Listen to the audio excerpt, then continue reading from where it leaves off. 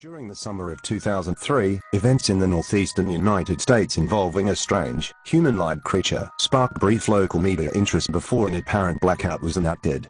Little or no information was left intact, as most online and written accounts of the creature were mysteriously destroyed. Primarily focused on rural New York State, self-proclaimed witnesses told stories of eerie encounters with a creature of unknown origin. Emotions ranged from extremely traumatic levels of fright and discomfort to an almost childlike sense of playfulness and curiosity. While their published versions are no longer on record, the memories remained powerful. Several of the involved parties began looking for answers that year. In early 2006, the collaboration had accumulated nearly 24 documents dating between the 12th century and present day, spanning 4 continents. In almost all cases, the stories were identical. I've been in contact with a member of this group and was able to get some acceptance from their upcoming book, The Rake, a Suicide Note, 1964. As I prepare to take my life, I feel it necessary to assuage any guilt or pain I've introduced through this act. It is not the fault of anyone other than him. For once I woke and felt his presence.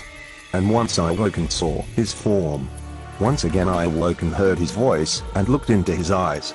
I cannot sleep without fear of what I might next awake to experience. I cannot ever wake. Goodbye. Found in the same wooden box were 2 empty envelopes addressed to William and Rose, and 1 loose personal letter with no envelope. Dearest Linny, I've prayed for you. He spoke your name, a journal entry, translated from Spanish, 1880. I have experienced the greatest terror. I've experienced the greatest terror. I've experienced the greatest terror. I see his eyes when I close mine. They are hollow. Black. They saw me and pierced me. His wet hand. I will not sleep. His voice, unintelligible text. A mariner's log, 1691. He came to me in my sleep. From the foot of my bed I felt a sensation. He took everything. We must return to England. We shall not return here, again at the request of the Rake. From a witness, 2006. 3 years ago, I had just returned from a trip from Niagara Falls with my family for the 4th of July. We were all very exhausted after a long day of driving, so my husband and I put the kids right to bed and called it a night. At about 4 am, I woke up thinking my husband had gotten up to use the restroom. I used the moment to steal back the sheets, only to wake him in the process.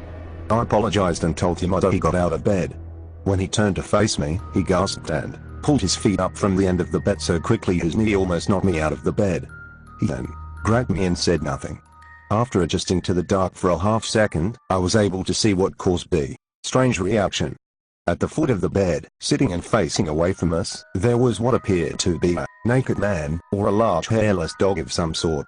Its body position was disturbing and unnatural, as if it had been hit by a car or something. For some reason, I was not instantly frightened by it, but more concerned as to its condition. At this point I was somewhat under the assumption that we were supposed to help him. My husband was peering over his arm and knee, tucked into the fetal position, occasionally glancing at me before returning to the creature. In a flurry of motion, the creature scrambled around the side of the bed, and then crawled quickly in a flailing sort of motion right along the bed until it was less than a foot from my husband's face. The creature was completely silent for about 30 seconds, or probably closer to 5, it just seemed like a while, just looking at my husband. The creature then placed its hand on his knee and ran into the hallway leading to the kids' rooms.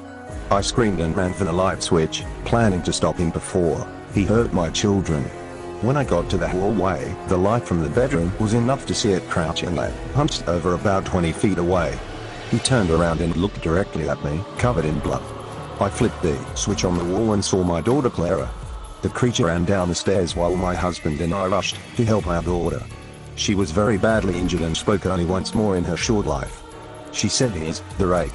My husband drove his car into a lake that night while rushing our daughter to the hospital.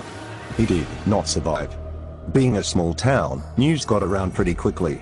The police were helpful at first, and the local newspaper took a lot of interest as well. However, the story was never published and the local television news never followed up either. For several months, my son Justin and I stayed in a hotel near my parents' house. After we decided to return home, I began looking for answers myself. I eventually located a man in the next town over who had a similar story. We got in contact and began talking about our experiences. He knew of 2 other people in New York who had seen the creature we now refer to as the rake. It took the 4 of us about 2 solid years of humming on the internet and writing letters to come up with a small collection of what we believed to be accounts of the rake. None of them gave any details, history or follow-up. One journal had an entry involving the creature in its first 3 pages, and never mentioned it again. A ship's log explained nothing of the encounter, saying only that they were told to leave by the rake. That was the last entry in the log. There were, however, many instances where the creature's visit was one of a series of visits with the same person. Multiple people also mentioned being spoken to, my daughter included. This led us to wonder if the rake had visited any of us before our last encounter. I set up a digital recorder near my bed, and left it running all night, every night, for 2 weeks. I would tediously scan through the sounds of me rolling around in my bed each day when I woke up. By the end of the 2nd week, I was quite used to the occasional sound of sleep while blurring through the recording at 8 times the normal speed. This still took almost an hour every day. On the first day of the 3rd week, I thought I heard something different. What I found was a shrill voice. It was the rake. I can't listen to it long enough to even begin to transcribe it. I haven't let anyone listen to it yet. All I know is that I've heard it before, and I now believe that it spoke when it was sitting in front of my husband. I don't remember hearing anything at the time, but for some reason, the voice on the recorder immediately brings me back to that moment. The thoughts that must have gone through my daughter's head make me very upset. I have not seen the rake since he ruined my life, but I know that he has been in my room while I slept. I know in fear that one night I'll wake up to see him staring at me.